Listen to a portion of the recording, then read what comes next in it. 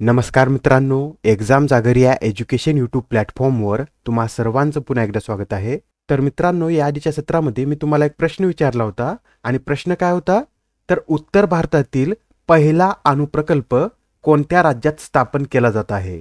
आणि या प्रश्नाचं योग्य उत्तर आहे पर्याय क्रमांक 1 म्हणजेच उत्तर भारतातील पहिला अणुप्रकल्प हा हरियाणा या राज्यामध्ये स्थापन केला जात आहे.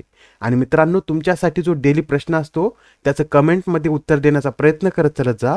उत्तर चुकलं तरी काय हरकत नाही, कारण ज्यावेळेस तुम्हाला या प्रश्नाचं योग्य उत्तर माहीत होतं त्यावेळेस हे प्रश्न तुमच्या दीर्घकाळापर्यंत लक्षात राहतात. आणि तसेच आजच्या सत्राला सुरुवात करण्याआधी रमेश बैस हे महाराष्ट्राचे कितवे राज्यपाल आहेत हे एकदा आपण पाहून घेऊया. तर पहा, आता ही जी यादी आहे ही महाराष्ट्रातील राज्यपालांची यादी आहे आणि ही यादी कुठून घेण्यात आलेली आहे? तर राजभवन महाराष्ट्र या ऑफिशियल वेबसाईटवरून ही यादी घेण्यात आलेली आहे. आणि या यादीनुसार तुम्हाला आता इथे दिसत असेल भगतसिंह कोश्यारी हे महाराष्ट्राचे 22वे राज्यपाल होते. म्हणजेच आता या यादीनुसार रमेश बैस हे महाराष्ट्राचे 23वे राज्यपाल असणार आहेत. आणि सह्याद्री न्यूजवरही हेच सांगण्यात आलं होतं की रमेश बैस हे महाराष्ट्राचे 23वे राज्यपाल आहेत. पण त्याचप्रमाणे आकाशवाणी हे सुद्धा गव्हर्नमेंटची साईट आहे आणि त्यावर काय सांगण्यात आलेलं आहे? तर रमेश बैस हे महाराष्ट्राचे 20वे राज्यपाल आहेत. आणि ते महाराष्ट्राचे राज्यपाल काउंट करताना त्यांनी 1956 पासून महाराष्ट्राचे राज्यपाल काउंट केले असतील, कारण 1956 मध्ये द्विभाषिक राज्याची स्थापना करण्यात आली होती आणि त्यासाठी त्यांनी 1956 पासून महाराष्ट्राचे राज्यपाल काउंट करून रमेश बैस हे महाराष्ट्राचे 20वे राज्यपाल आहेत असं सांगितलेलं असेल. आणि मित्रांनो, आता तुम्हाला इथे दोन्ही पॉईंट लक्षात ठेवावे लागणार आहेत. 1956 पासूनचे आतापर्यंतचे रमेश बैस हे 20वे राज्यपाल आहेत, तर 1948 पासूनचे आतापर्यंतचे रमेश बैस हे 23वे राज्यपाल आहेत. तर ठीक आहे, तुमचे आता एवढे पॉईंट क्लिअर झाले असतील. तर आता आजच्या सत्राचा पहिला प्रश्न पहा. Dadasaheb Phalke international film festival 2023 मध्ये फिल्म ऑफ द इयर म्हणून कोणत्या चित्रपटाची निवड करण्यात आली आहे? तर आता नुकताच Dadasaheb Phalke international film festival आयोजित करण्यात आला होता आणि त्यामध्ये फिल्म ऑफ द इयर म्हणून RRR या चित्रपटाची निवड करण्यात आलेली आहे. आणि तसेच आता हा जो Dadasaheb Phalke international film festival आहे याची स्थापना कधी करण्यात आलेली आहे?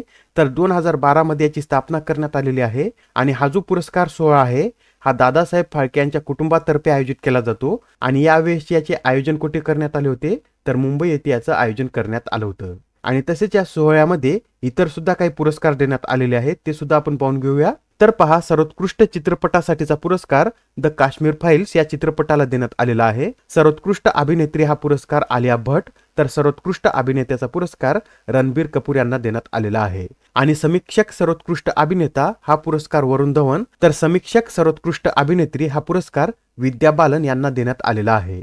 आणि यामध्ये सर्वोत्कृष्ट दिग्दर्शक हे R बाल्की ठरलेले आहेत. आणि मोस्ट प्रॉमिसिंग ऍक्टरचा अवॉर्ड कांतारा चित्रपटासाठी ऋषभ शेट्टी यांना देण्यात आलेला आहे. आणि पुरुषामध्ये सर्वोत्कृष्ट पार्श्वगायकाचा अवॉर्ड सचेत टंडन, तर महिलामध्ये हा अवॉर्ड नीती मोहन यांना देण्यात आलेला आहे. आणि सर्वोत्कृष्ट वेब सिरीजचा पुरस्कार रुद्र या वेब सिरीजला देण्यात आलेला आहे. आणि television series of the year हा पुरस्कार अनुपमा या सिरियलला देण्यात आलेला आहे. आणि आता प्रश्न क्रमांक दुसरा पहा.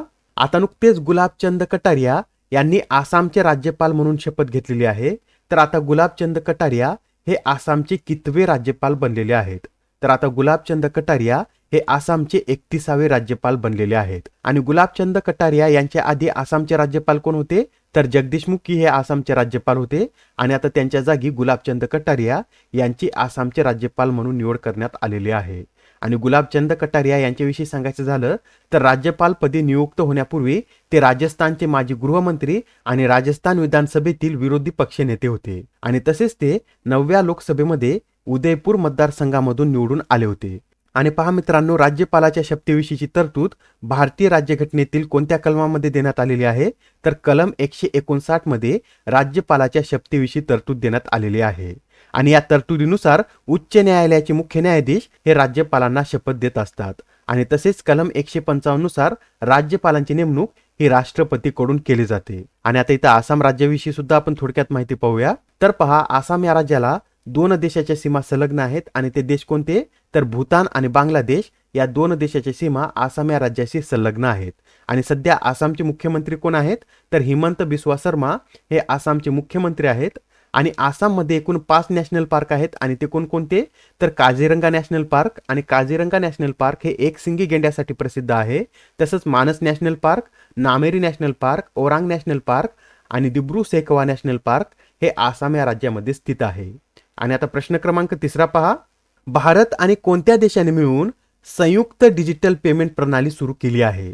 तर नुकतीच आता भारत आणि सिंगापूर या देशांनी मिळून संयुक्त डिजिटल पेमेंट प्रणाली सुरू केलेली आहे. आणि यामध्ये UPI ही भारतातील मोबाईल पेमेंट पद्धत आणि त्याचप्रमाणे सिंगापूरमधील पे नाऊ ही मोबाईल पेमेंट पद्धत या दोन्ही मोबाईल पेमेंटना जोडण्याची योजना यामध्ये आखण्यात आलेली आहे. आणि या प्रणालीचा उपयोग करून दोन्ही देशातील नागरिक एकमेकांना पैसे पाठवू शकणार आहेत. आणि नुकतेच आता 21 फेब्रुवारी रोजी RBIचे गव्हर्नर शक्तिकांत दास आणि सिंगापूरच्या नाणे प्राधिकरणाचे व्यवस्थापकीय संचालक रवी मेनन यांनी या सुविधेचा संयुक्तपणे शुभारंभ केलेला आहे. आणि आता जी संयुक्त डिजिटल पेमेंट प्रणालीची संकल्पना आहे ही 2018 मध्ये प्रथम मांडण्यात आली होती आणि आता 21 फेब्रुवारी रोजी याचं अनावरण सुद्धा करण्यात आलेलं आहे. आणि आता या सुविधेमुळे काय होणार आहे, तर तुमच्या बँक खात्यातील किंवा पेटीएम, गुगल पे, फोन पे किंवा भीम यासारख्या ई-वॉलेटमध्ये ठेवलेला निधी फक्त UPI ID किंवा मोबाईल क्रमांक अथवा व्हर्च्युअल पेमेंट ॲड्रेस वापरून तुम्ही सिंगापूरमधून भारतात किंवा भारतामधून सिंगापूरमध्ये हस्तांतरित करू शकणार आहात.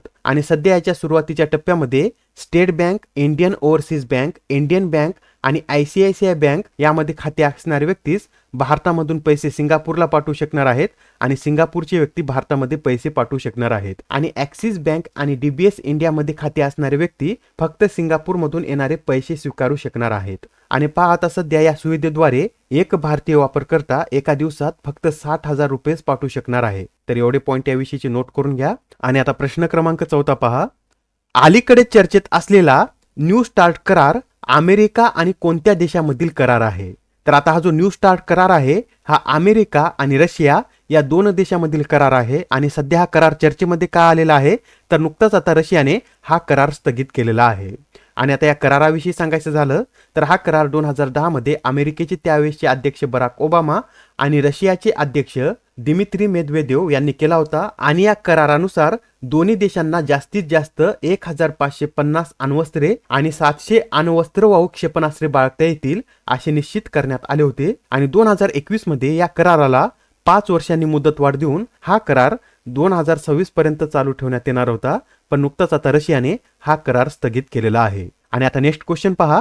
आता या प्रश्नामध्ये काय विचारलेलं आहे, तर 150 T20 सामने खेळणारी पहिली खेळाडू कोण ठरली आहे? तर नुकताच आता असा विक्रम भारतीय संघाच्या कर्णधार हरमनप्रीत कौर यांनी केलेला आहे. आणि त्यांनी आपला 150वा सामना कोणत्या संघाविरुद्ध खेळलेला आहे, तर त्यांनी आपला 150वा सामना हा आयर्लंड विरुद्ध खेळलेला आहे.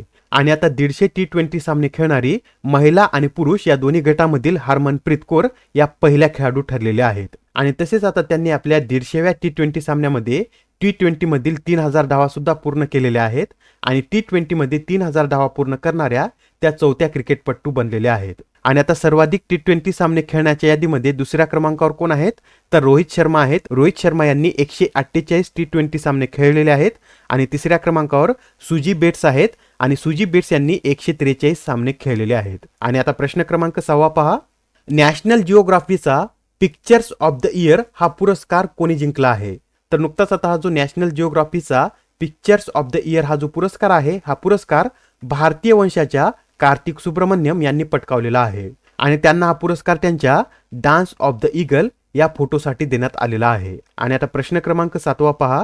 नुकतीच आता संयुक्त राष्ट्राच्या पोषण मोहीम समन्वयकपदी कोणाची नियुक्ती करण्यात आली आहे? तर आता संयुक्त राष्ट्राच्या पोषण मोहीम समन्वयकपदी भारतीय वंशाच्या अफशान खान यांची नियुक्ती करण्यात आलेली आहे. आणि आता हे जे अफशान खान आहेत या भारतीय वंशाचे आहेत आणि त्यांच्याकडे कॅनडा आणि ब्रिटन या दोन देशाचे नागरिकत्व आहे. आणि तसेच आता ही जी संयुक्त राष्ट्राची पोषण मोहीम आहे या मोहिमेविषयी सांगायचं झालं तर सध्या ही मोहीम कुपोषण असलेल्या 65 देशांमध्ये राबवण्यात येत आहे. आणि या मोहिमेमध्ये भारतातील 4 राज्यांचा देखील समावेश आहे. आणि या मोहिमेचं लक्ष्य काय आहे, तर 2030 पर्यंत कुपोषणाचे उच्चाटन करणे हे या मोहिमेचे लक्ष्य आहे. आणि आता प्रश्न क्रमांक 8 पहा.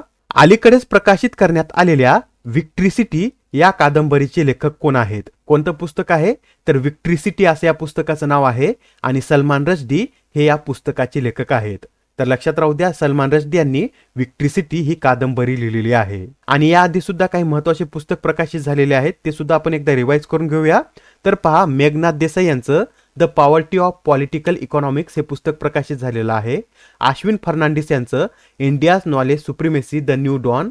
शुभ्रा गुप्ता यांचं Irrfan Khan a life in movies. Mike Pompeo यांचं never give inch fighting for the America I love. Arvind Mandloi यांचं जादूनामा जावेद अख्तर एक सफर. प्रिन्स हॅरी यांचं Spare. Doctor A K Dwivedi यांचं ह्युमन एनाटॉमी. मिशेल ओबामा यांचं द लाईट वी कॅरी. शेन वॉटसन यांचं विनिंग द इनर बॅटल. आणि शशी थरूर यांचं आंबेडकर अ लाईफ हे पुस्तक प्रकाशित झालेलं आहे. आणि आता नेक्स्ट क्वेश्चन पहा, कोणत्या देशाने ISSF विश्वचषक स्पर्धेत 10 मीटर एअर पिस्तूल मिश्र सांघिक प्रकारामध्ये सुवर्ण पदक पटकावले आहे? तर नुकतेच आता भारताने या नेमबाजी विश्वचषक स्पर्धेत 10 मीटर एअर पिस्तूल मिश्र सांघिक प्रकारामध्ये सुवर्ण पदक जिंकलेलं आहे. आणि आता या एअर पिस्तूल मिश्र संघामध्ये कोणाचा समावेश होता? तर वरुण तोमर आणि रिदम सागवान या दोन खेळाडूचा यामध्ये समावेश होता. आणि तसेच वरुण तोमर यांनी पुरुषांच्या 10 मीटर एअर पिस्तूल प्रकारामध्ये कांस्य पदक जिंकलेलं आहे. आणि याबरोबरच 10 मीटर एअर रायफल मिश्र संघामध्ये सुद्धा भारताने सुवर्ण पदक जिंकलेलं आहे. आणि या मिश्र संघामध्ये रुद्राक्ष पाटील आणि नर्मदा नितीन यांचा समावेश होता. आणि तसेच आता हे जे रुद्राक्ष पाटील आहेत, त्यांनी 10 मीटर एअर रायफल प्रकारामध्ये सुवर्ण पदक पटकावलेलं आहे. आणि आता हे जे विश्वचषक आहे याचं आयोजन कुठे करण्यात येत आहे? तर या विश्वचषकाचं आयोजन इजिप्तमधील काहिरा या शहरामध्ये करण्यात येत आहे. आणि आता आजच्या सत्रामधील शेवटचा प्रश्न पहा, आता नुकतेच ओ.पी. कोहली यांचे निधन झाले आहे, तर ते कोणत्या राज्याचे माजी राज्यपाल होते हे आपल्याला या प्रश्नामध्ये विचारलेलं आहे. तर ओ.पी. कोहली हे गुजरात या राज्याचे माजी राज्यपाल होते आणि नुकतंच आता त्यांचं वयाच्या 87व्या वर्षी निधन झालेलं आहे. आणि त्यांनी 2014 ते 2019 पर्यंत गुजरातचे 19वे राज्यपाल म्हणून कार्य केलेलं आहे. आणि तसेच राज्यसभेमध्ये त्यांनी दिल्लीचं प्रतिनिधित्व केलं होतं. आणि आता आजच्या सत्रामधील तुमच्यासाठीचा प्रश्न पहा, नीती आयोगाचे CEO म्हणून कोणाची नियुक्ती करण्यात आली आहे? आता या प्रश्नाचं उत्तर कमेंटमध्ये देण्याचा प्रयत्न करा. उत्तर चुकलं तरी काय हरकत नाही, कारण ज्यावेळेस तुम्हाला या प्रश्नाचं योग्य उत्तर माहित होतं त्यावेळेस हे प्रश्न तुमच्या दीर्घकाळापर्यंत लक्षात राहतात. तर आता पुढच्या सत्रामध्ये पुन्हा भेटूया. धन्यवाद.